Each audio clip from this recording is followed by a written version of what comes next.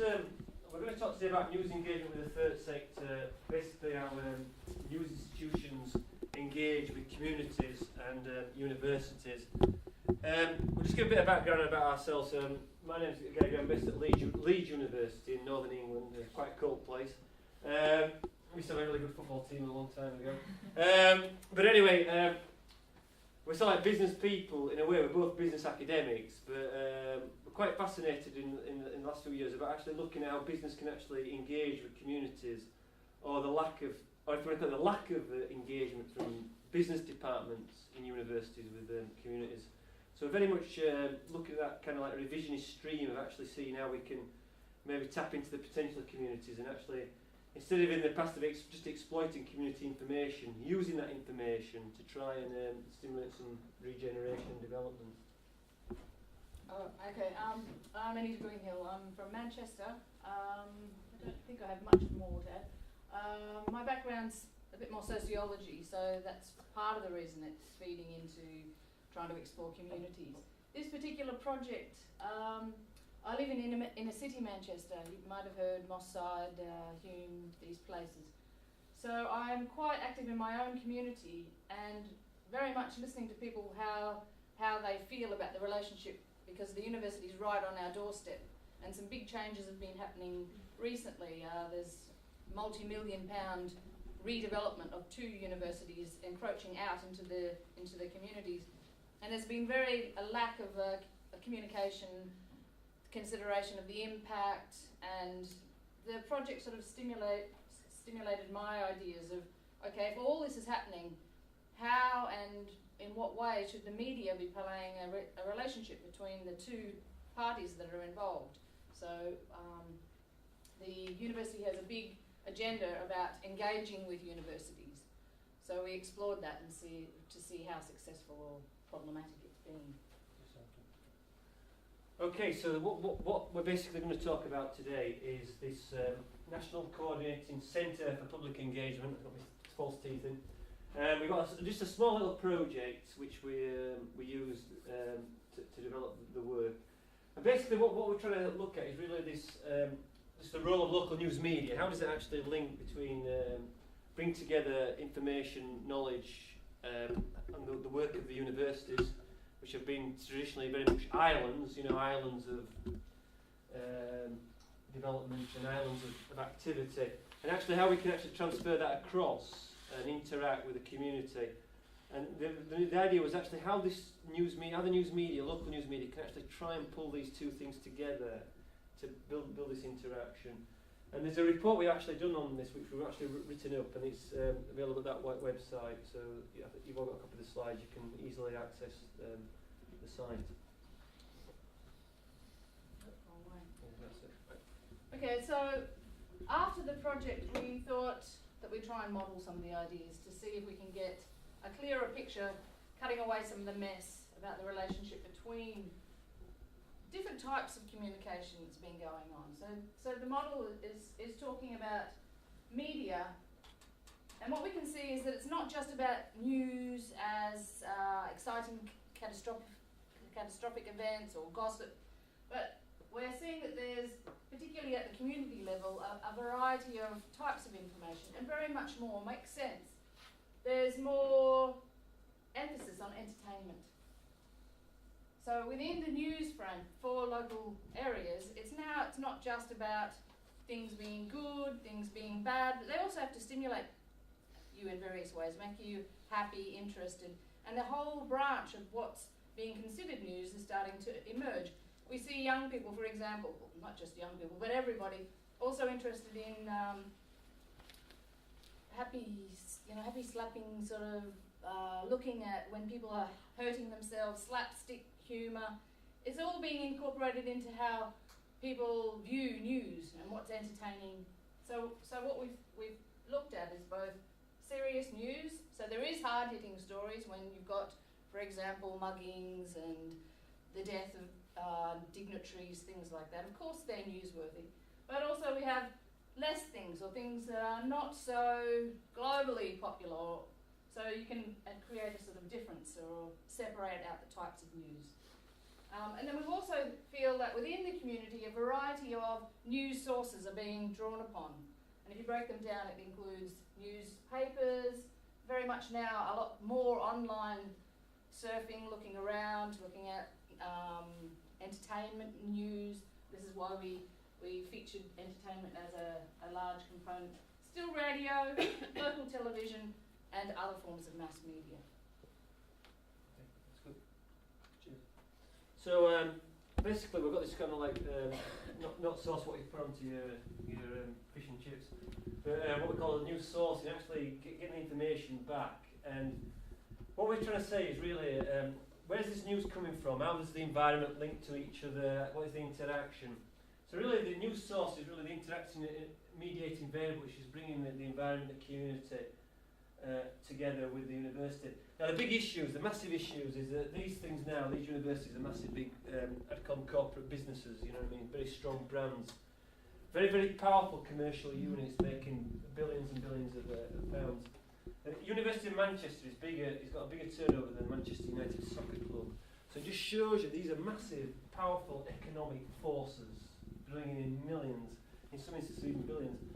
And in a way, but they're very much islands, and islands of expertise, knowledge, and that's partly cultural, partly historical, partly the way the professionalisation, or you want to call it the secretisation of the people working there.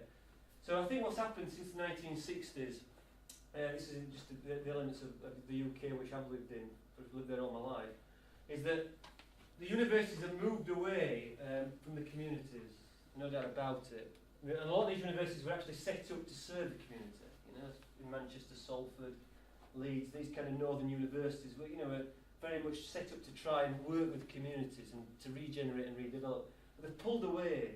The problem is they're pulling even further away. You know, that's one of the big issues. So what we're trying to say is, you know, what kind of information is coming from there to there? What kind of information is coming back from them to them? Now, from this angle, the problem with the university is the reward system. Is that if someone appears in England, you know, you all heard of the BBC, British Broadcasting Corporation. You know, if you appear on the BBC, you know, you're given stars. You know, people give you a lot of kudos. If you appear on local news media, such as the Manchester Evening News, which is the major local newspaper in the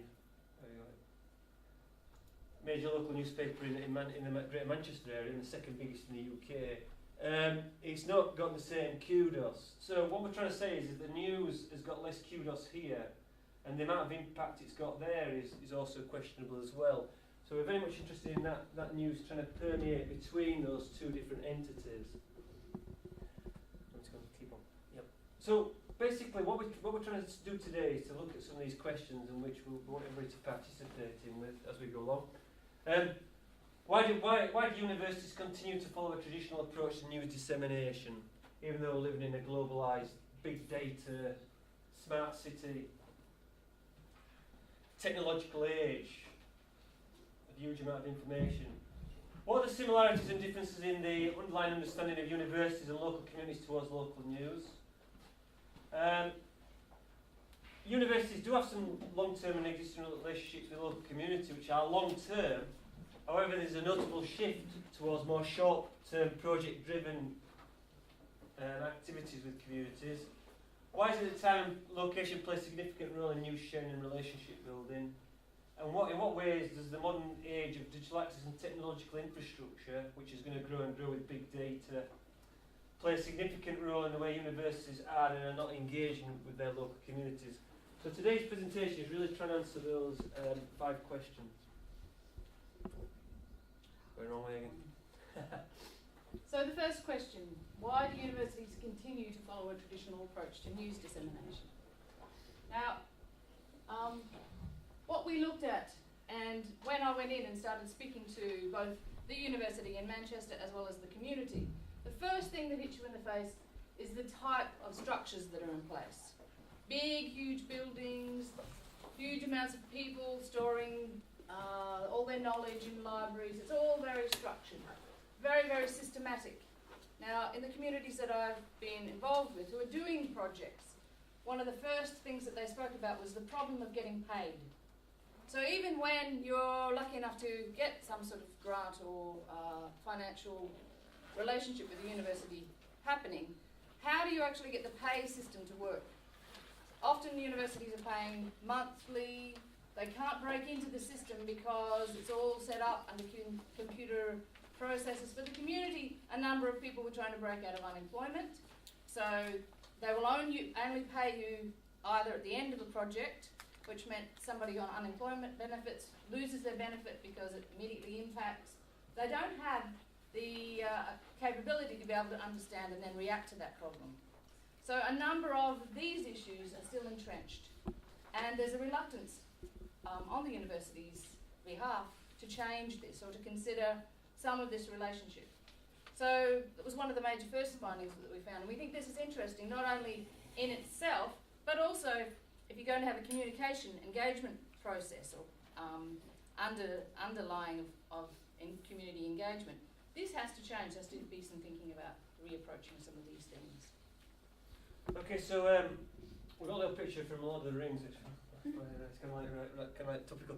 But what we're basically saying is in universities today, because a number of people in the room work in universities or participate with universities, etc. Universities, especially in the UK, are sort of like a lot of fear factor, a lot of people hiding away with this little swords pointing up to try and defend themselves. There's a lot of bullying going on, a lot of cultural pressure on people not to speak out and to toe party lines and to fit in with the rating and ranking system.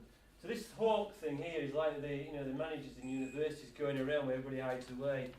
So people are very, very reluctant to do things which are, if you want to call it subversive, or not meeting what people tell them to do, or not ticking the right boxes. So a lot of people, like I said, are hiding away, and this is a bigger problem we find with a lot of our colleagues to try and get involved with things which may be different and interesting. Okay, so then the second question we want to get you to think about as we move on. What are the similarities and differences in the underlying understandings of universities and local communities towards the local news? So how do universities see the news? How do local communities see the news? And are there any crossovers? Are there any similarities? Because most understandings are sort of put in these extreme opposites.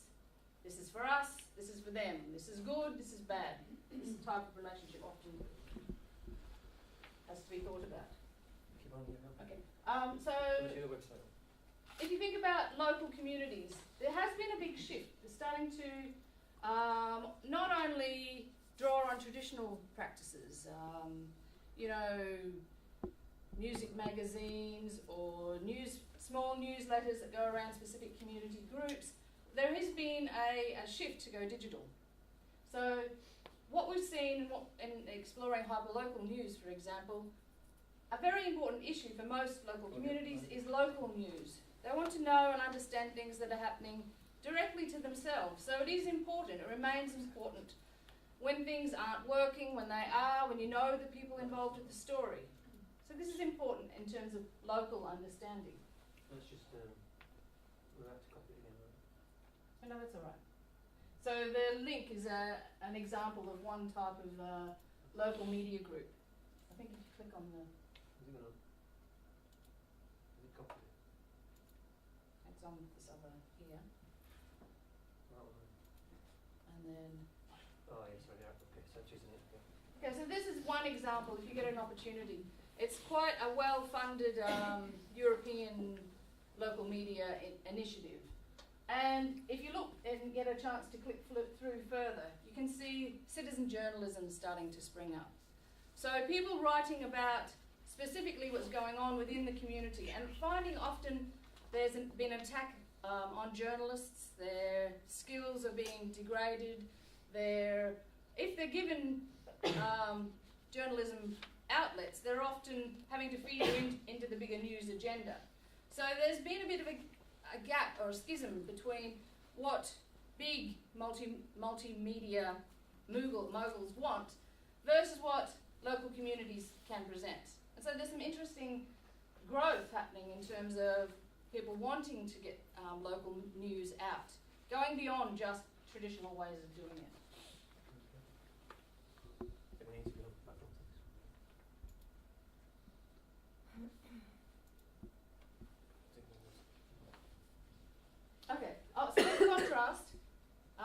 I've now spoken about local communities. In contrast, there's quite a different approach to what universities themselves see as significant and how they're going to represent what's happening within the university.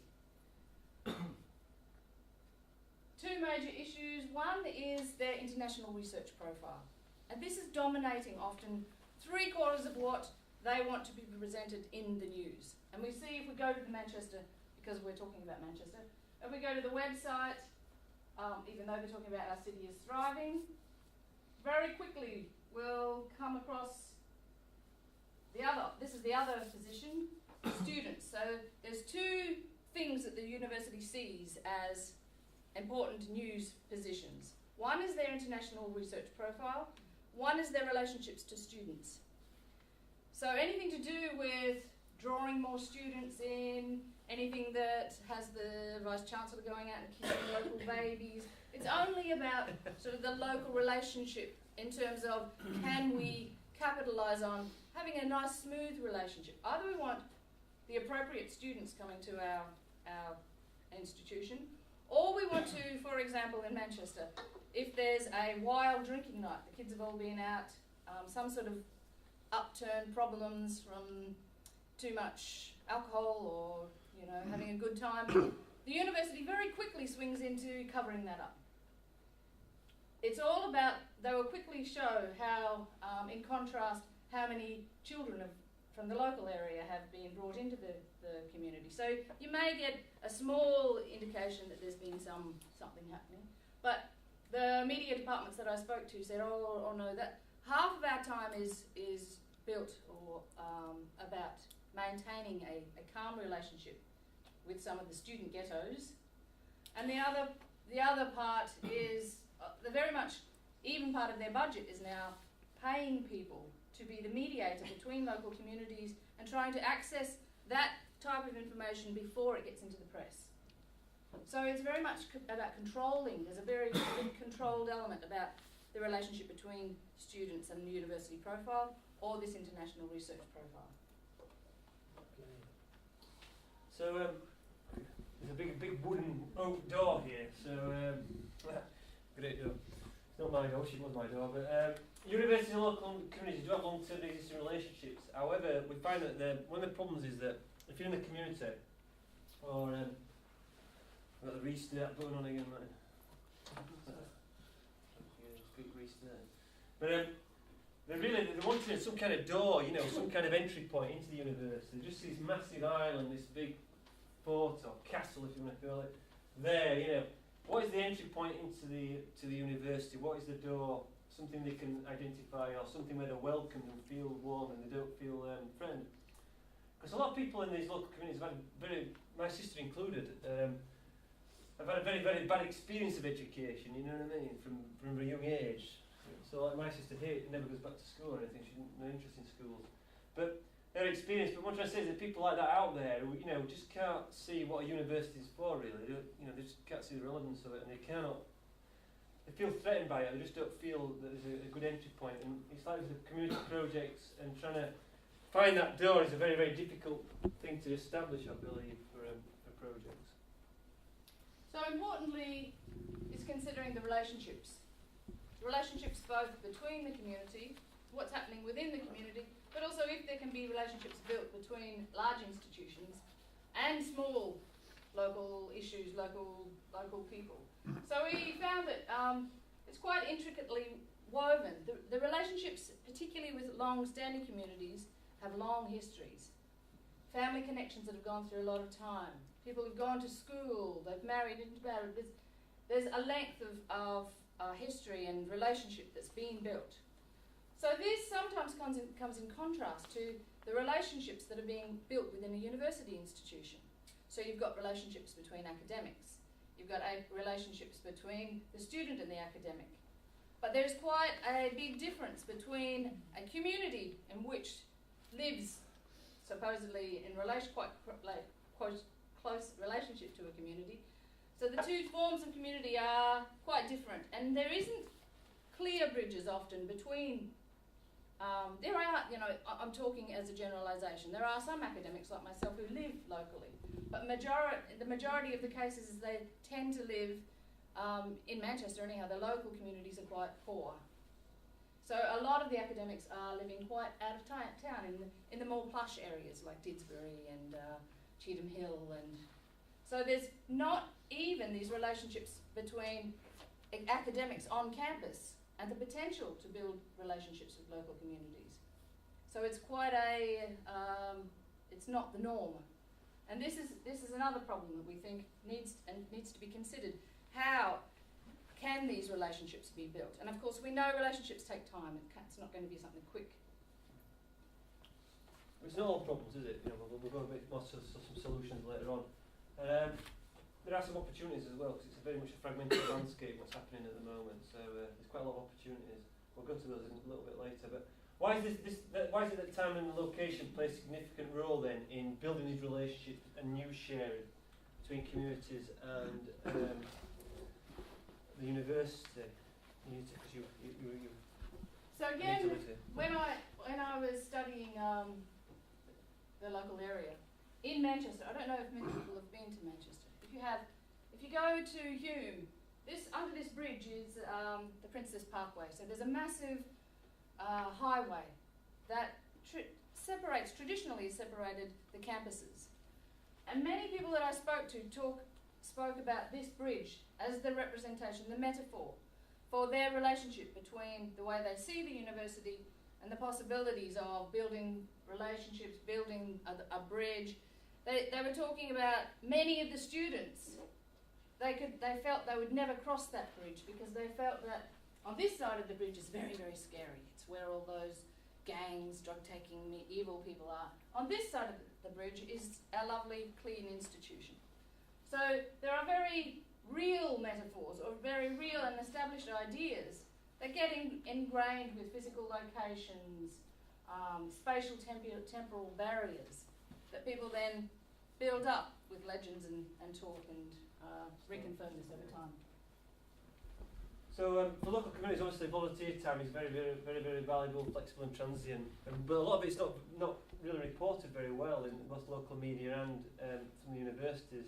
And really I think it's these voluntary like projects which could actually potentially lead to a lot of interaction into it and development between the two. So the voluntary element is an area we could explore a little bit further.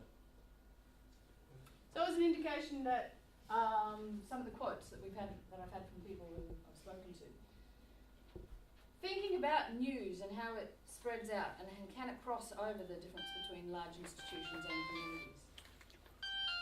For example, one person I spoke to said, lots of people have not gone beyond the digital divide yet. So understanding that even if you think about local community news going digital, it can be a problem. Often what the universities are disseminating is all on the internet. They're going much to the electronic platform, so they presume in being able to speak and move to the future it's all going to be digital. So they are not utilising the internet or emails. Rapid, they're not in this fire up, this digital culture, this digital zone. Not here anyway. So a lot of it is by relationship building, as we were just talking about. So you know, we have a steady influx of our busiest days. We are people very much about word of mouth. When things get done within the community, we talk about it. We explain, we say, hey, come along, this is happening. Or people saw it flyer. They're not surfing around the internet to find out what's going on within the large institutions. They'll pick something up. A lot of the time, what we will have is we will have a project running, and we have loads of people show up. But like this is 4 months later.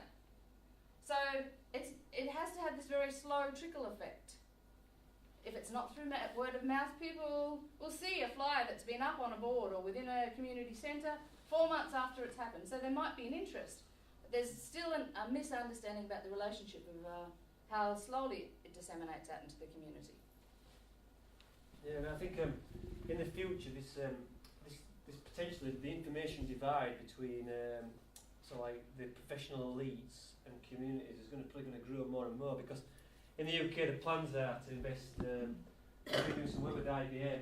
Is to invest billions and billions of taxpayers' money into what they call smart cities, which are going to be information-rich, intelligent infrastructures, urban computing, in other words. So they're going to be urban spaces full of technology. And the vision is to have people who are going to live in them, people who are going to be smart, intelligent people, who are going to be wealthy people, who are going to be the people to be involved with, the successful people. But hope of tide, anybody who is poor or disabled or doesn't speak in the correct English way. Do you know what I mean? So what we're trying to say is that potentially these kind of problems, if we don't watch it, are going to amplify. Because the government in the UK and also we've been in America, the same thing is they're convinced that technology is the answer. We work with academics that technology is the answer to urban development, urban regeneration, to everything. So we're at a delicate stage, I think, and this is why it's good that Martin's invited us to come here, to just not to talk about the project, but also to put in the context of what is happening, what is going to be happening over the next 20 years. And this is real, this is what the government's going to be rolling out, and it will come across throughout the European Union, ultimately, So these issues are probably going to amplify. So in terms of the question, in what ways do digital access and technological infrastructure play a significant role in the way universities are or are not engaging with their local communities, extending this technology idea? What is the answer? So for local news, it's often circulated by word of mouth. How can then we bridge a technology-driven news agenda with communities that want to hear things word of mouth? So we're going to have to think more about how this can happen. Does it have to be multi-platform? Is there more that people have to come out and speak in communities? It's not enough just to put pictures and maybe a blog or whatever from some academic behind a desk about the research. It's not enough. They need to come out and speak, and there has to be a personal relationship, and this is part of the relationship. I think some of the problems of that though as well is that often it's ideological, and these people actually feel that there's some kind of hero, So they feel like they're going to a community and they're going to be the hero who's going to... I talked to one lady, just building up from Anita, who's got a big government project, £5 million government project to go into communities in England and help look at the digital economy and the digital divide. And I was discussing with her, and she actually firmly believes ideologically that the issues are totally social issues, not economic, Whereas I don't believe that at all. I believe that the problems are economic and social, That we need the economics right to get the social bit right. So what we're trying to say is there's an ideological position from all of these people. Ultimately, they think they're heroes, They think there's some kind of John Wayne character who's going to ride in to Dodge, and Dodge is going to be sorted out, It's like, that's what they believe. So, we've got a sense of realism, and the ideological can only go so far. And further than this, the sharing of news is often exponential. It might slowly start. You get one or two people starting to talk. And if it's the right sort of thing, the way that a number of people are interested in it, it will explode. So it goes from a slow pace to bang, everybody in the whole community knows about it. So when working with local communities, it's important to consider this. What are the key people, the elders in the community? Is that the way that you get into discussing things with community? Or if it's other issues, is it important that you know the young kids associated with a particular topic? Therefore, consult and consider them about how should we best talk about these things? How do we make it appropriate? How do we listen? So there has to be a listening and an understanding. If you want to build on this exponential growth, there has to be a core understanding of when going out into the community. So just as a definition to sort of build, we're moving towards getting you more involved rather than us just talking. As a base definition, what is news? News is defined as newly received or noteworthy information. So it's something that's happened quite quickly right now. You've heard the saying, yesterday's news. If it becomes yesterday's news, it's not newsworthy anymore. Especially about recent or important events. So this is why there is some difference between a large institution's understanding of what is newsworthy and also the community's understanding of what. So we've seen the relationships, the types of people involved, the types of information are all quite different. However, in terms of hyperlocal news, so digitally enabled local news, there's a very big interest about the potential of growing this. Now, and I think it's interesting, this quote that's come from The Guardian just a little bit recently, 2010. They've said, the delivery of quality postcode level, rather than national, international level news, across most of the country is still a long way off. So the news companies haven't cracked an understanding about how to deliver news at a local level. The universities and large institutions aren't particularly understanding how to have news-worthy relationships between local communities. So we're continuing to see local communities not having a voice in much that's going on. And we want to, beyond this sort of project, keep thinking about how that can be improved. And as I say again, I'm working with my local community to try and build on people who probably are more knowledgeable than me at the community level, to also not only be talking to universities but also talk to communities themselves. Shall we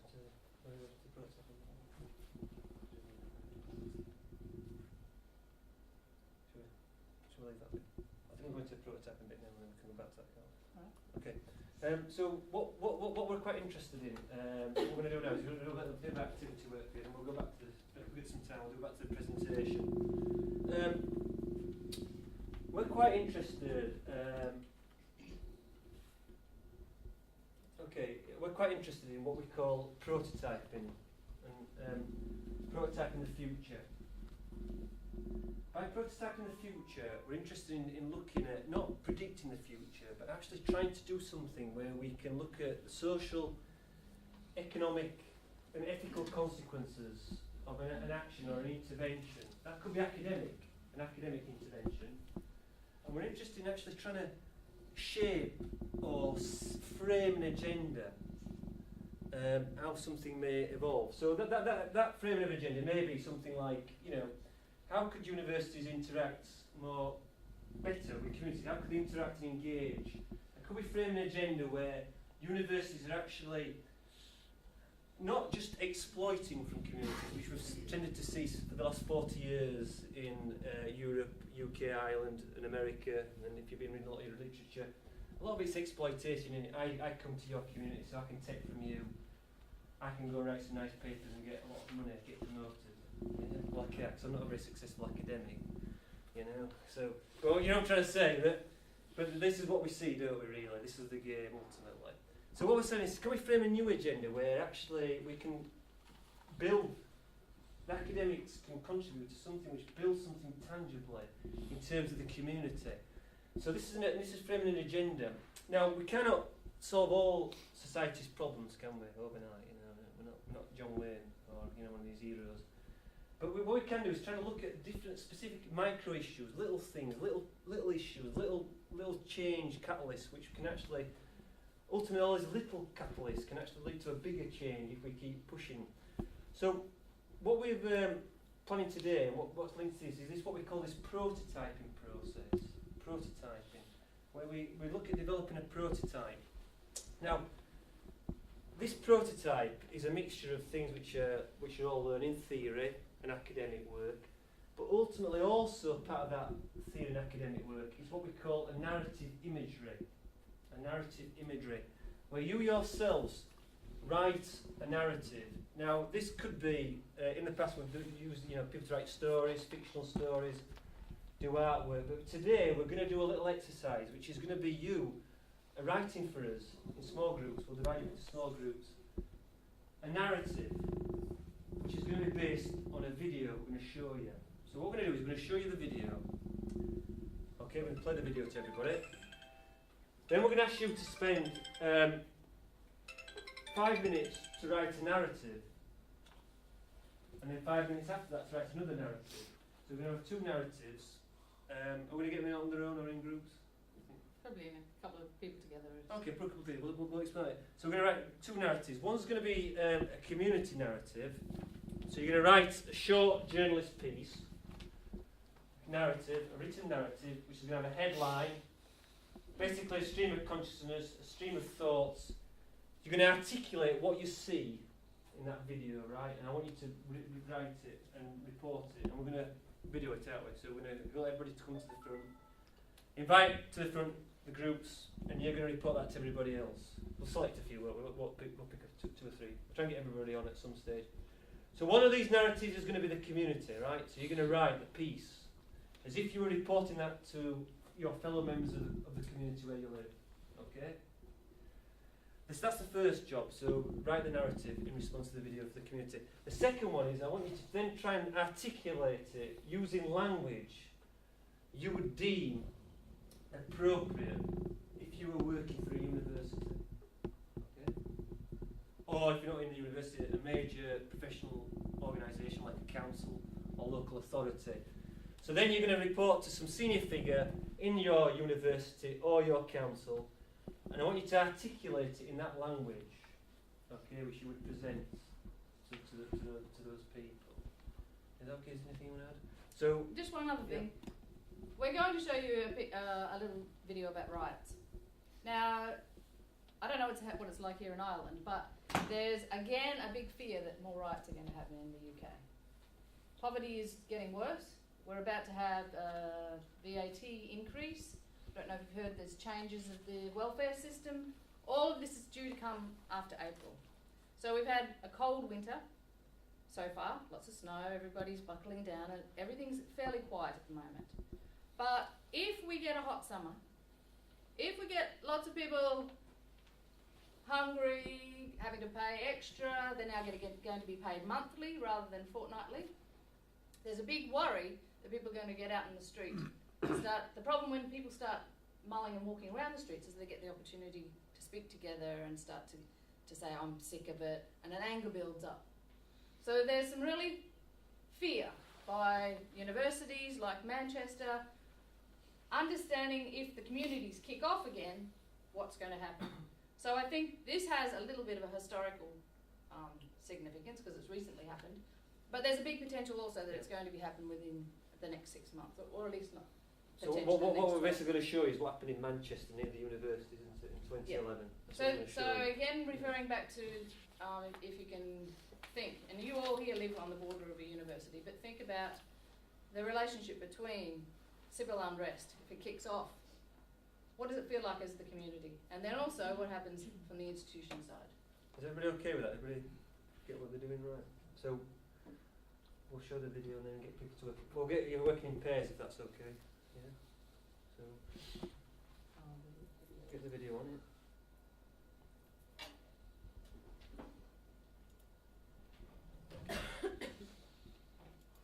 So just before you start, so what we want you to do, please, have everybody got some note paper? Yeah, jot down some notes. When we actually, what we want you to do before we start, we need a headline. We need a headline, yeah, headline. Okay, a headline from what you see, 2 headlines, and then 2 or 3 paragraphs of prose, please.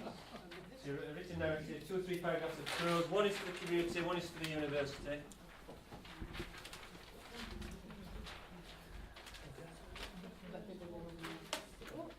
Is everyone got a piece of paper or paper they can share?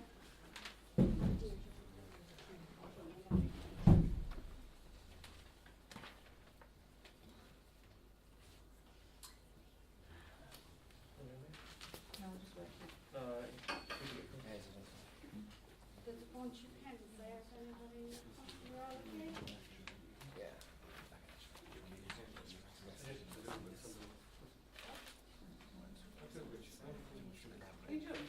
We're not.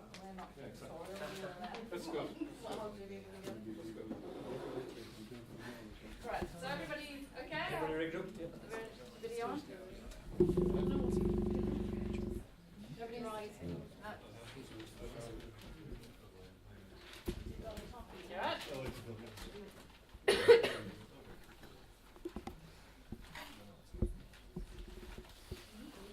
So you will see in the video, one side is a wall, that's the university We've side. still got the lights down, is it?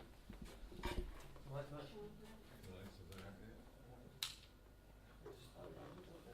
Might get a better image than you see. You want to go full screen? Go full screen. So we want to see.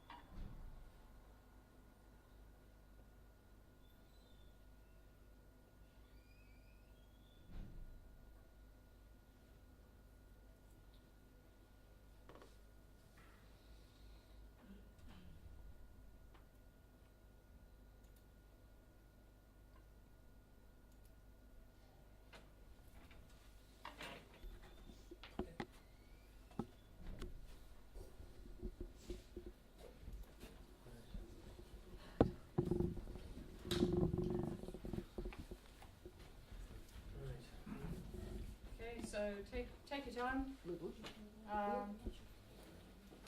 About 5 minutes for the thinking about a community, the community side with the headline. 5 minutes about thinking about if you're within the university or talking to a university or the council or a large institution. And then we're going to select a few people to come forward to just read out what they've done. And then Martin's going to film a few in. That'll be good. Okay, off you go. Got some headlines? If we just have a couple, then we might all be able to speak about the issue. We've talked a bit too much now. We're running out of time. Martin's cracking his whip. So, can we have? Does anyone like to volunteer? Be able to stand up and say their headlines. Yeah, you said you wanted to go on camera. Only if I'm skinny. Come on. Okay, yeah, we'll keep going. Come on, We'll keep going. Tina, come on. Okay, so Tina, I'm Deirdre and this is Tina. And so Tina, do you want to explain what we thought about the... Yeah, we said for our first headline from the community point of view, we said it'd be more kind of that it was an aggressive attack. So we said riot police attack unarmed, and then we kind of had students / individuals who weren't sure from the clip who was attacked. But and then from the university point of view, we said they might want to have it more of to appear that it was protecting the university kind of, and try and downplay that it was a vicious assault. So we said potential damage to university averted by police response. So that way it would be kind of, they're still reporting what happened. There was still a police response, which was kind of an attack, but they're more saying that it was stopping a potential damage rather than just an unprovoked aggressive attack. Great, thank you very much. Very good, yeah. Thank you. Excellent, excellent. Thank you. So, one more volunteer. Can we get in the group there? Do you want to come forward? Yeah. Come on. Yeah. Yeah, come on. Thank you very much. Thank you. That was good. Excellent, yes. Aggressive attack. Okay. Very short. The community response, I suppose. Who are you first? Sorry? Who are you? Oh, my name's Barry. Okay, Barry. How's it going? Yep. And the headline for the community would be violent police reaction near university campus. Locals capture on camera incident where youth was assaulted by riot police. Was this a use of excessive force or were they justifiable actions? Okay, that's just kind of a narrative. Yeah. And a very brief uni narrative would be rioting youths apprehended in vicinity of university. Youths rioting near campus are restrained by, that's as far as we got, by restrained by overworked force. Okay, how's that? Very good. Thank That's you very excellent. much. Yeah, that's very good. Both very good. Excellent. Thank you. Yeah, that's good. What were some of the kind of challenges did you feel about doing that? Just general challenges. Oh, well, just thinking about from one perspective to the other, trying to think Okay, what yeah. was important for each group. So what was important for the community was safety, and what was important, going back to what you said in the very beginning, the two priorities for the university were how would things affect their research and how would things affect their student population and their recruitment of say. So we framed the first part around what we felt was important for the community and the second around priority. Well done. Yeah, yeah. So you framed two distinct agendas, didn't you, basically, which is very, very important. That's good. And you said, what kind of challenges did you find? Did you feel that? Well, you know, I suppose looking at it from the two kind of polar opposites, really, like I would think that the university would want to play down the fact that potentially maybe the rioters were students. So, you know, they would want to frame it in terms of maybe local youths or keep it as vague as possible and you know, and try and maybe place more of the blame on the community as opposed to, like, not the university community, but maybe kind of random youths that are rampaging on the streets. But who knows, they could have been students that were rioting. Highly likely. A number of students were arrested and records. I think what's excellent. Yeah, I think what's unique for obviously in this room, it's a bit of a, like I said, a prototype, into a bit of an experiment. I mean, in reality, the university reporting will be very distinct from the community, wouldn't it? You know, you've got two distinct bodies, so there's a massive dislocation between the two. I think at the moment we've got the situation where researchers go into the community, exploit the community, get the information back, take the information back, articulate it to their own agenda, basically, don't they? You know, there's a bit of an agenda with the community, but it's ultimately their own agenda. And I think what we're trying to, the purpose of this exercise, what we're trying to do is, like I said, it's this prototyping exercise. We get people, you know, to actually do the imagery, to write the narratives, to write the imagery, to feed back. And what we've got then in effect is what we call a meta-narrative. And that's the challenge. The challenge, as we're moving forward, is to bring these different narratives together from the community, from the academic, given that we're, you know, most of all of us are academics studying academic work, etc., or teaching it. And that the real challenge is the blending, isn't it? It's the blending of these narratives to get something which is approximating to the truth, or something which can then form part of the basis of the intervention. And this is, I think, this has got to go. And this is what we've found is that the hero business has got to go at some stage, hasn't it? You know, you're not a hero. You're not John Wayne riding into that bloody community, are you? You know, trying to sort it out.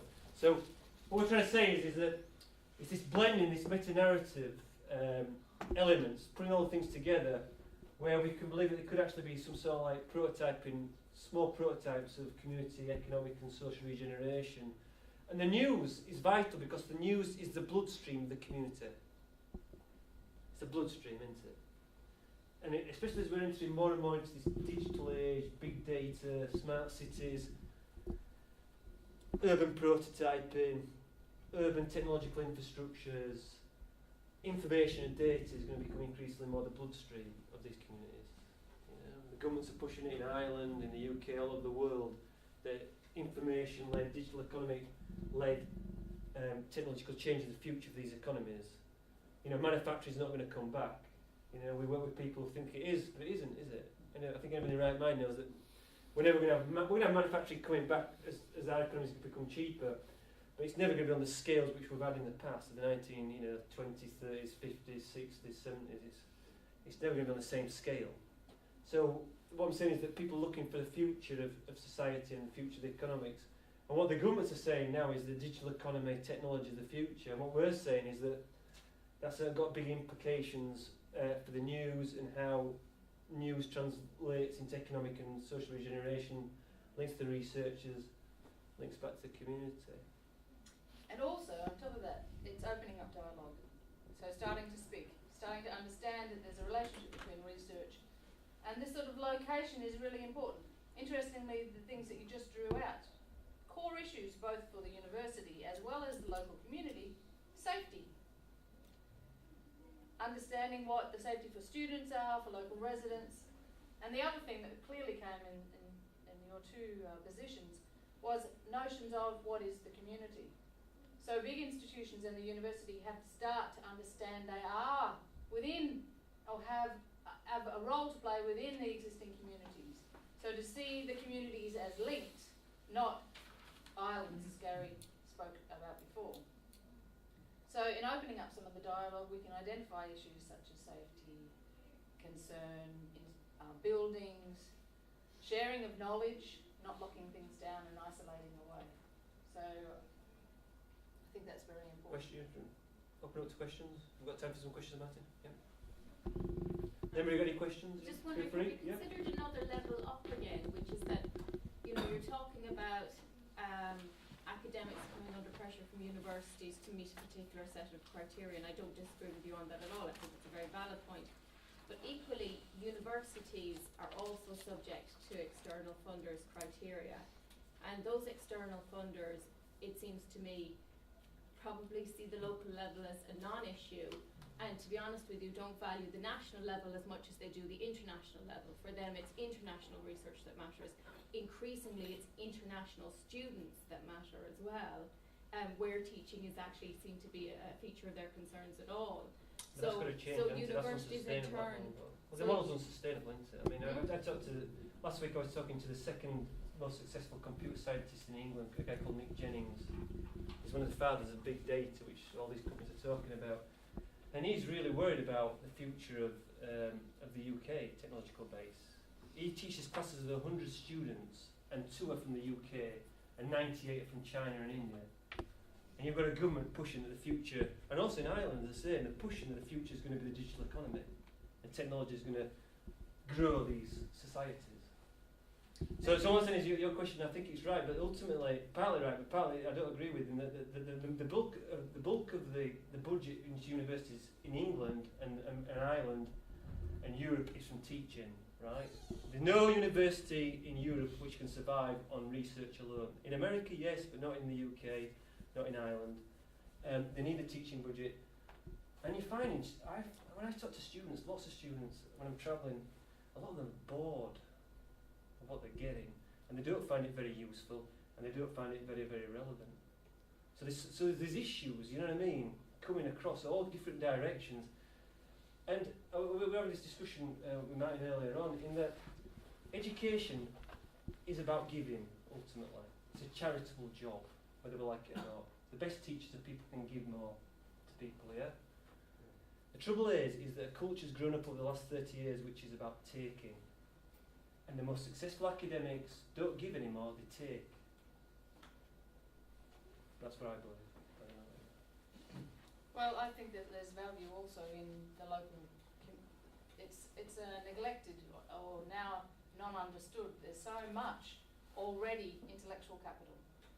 So while we keep looking at the possibility of international students, the money that can be international, there is a whole body of wealth that already exists quite close within the way people are surviving, the way people are innovating, the way that they're drawing on the relationships, the way people do things quite close and locally is very important for us. I don't disagree with you at all, but I think that if you were going to establish a structure which will enable universities to better engage with the communities in which they are based, which I think is a very valuable goal, I think that you can't just address individual academics. I think you actually have to look at the relationship between universities as institutions and those bodies that determine the future of the universities themselves. I agree, I think, but we can only do so much, and our agenda is to try to explain to as many academics as we can, but also it has to be, again, the communities have to do it for themselves. So there has to be some action and some reinvigoration of people to understand that they're not ivory towers, that there are also people willing to engage and to open up the doors and think about shared resources. So we're sort of thinking bottom up grassroots movements rather than, we're not at professorial level. We're not on any boards where we can influence. Hopefully, and maybe at some point, but so if we keep doing what we can, at least we might. You've got to frame an agenda. It's like you can frame agendas. You know what I mean? And people buy into agendas if they believe it's possible. Framing agendas is not a difficult task to do. And once people buy into it, whether it's a university or in a community or whatever, then you're aware, then, aren't you? But it's a difficult environment. I agree. It's a difficult environment to work in at the moment because people are frightened. People are frightened. They'll just follow what people tell them. Public senior people will bully them to do what they don't particularly want to do, but they just do it because they know that they fear the consequences. What are the consequences? Okay, we better leave it there. I just want to thank Gary and Anita again for coming over, and thanks the MA students for turning up on their week off. Thank you for coming.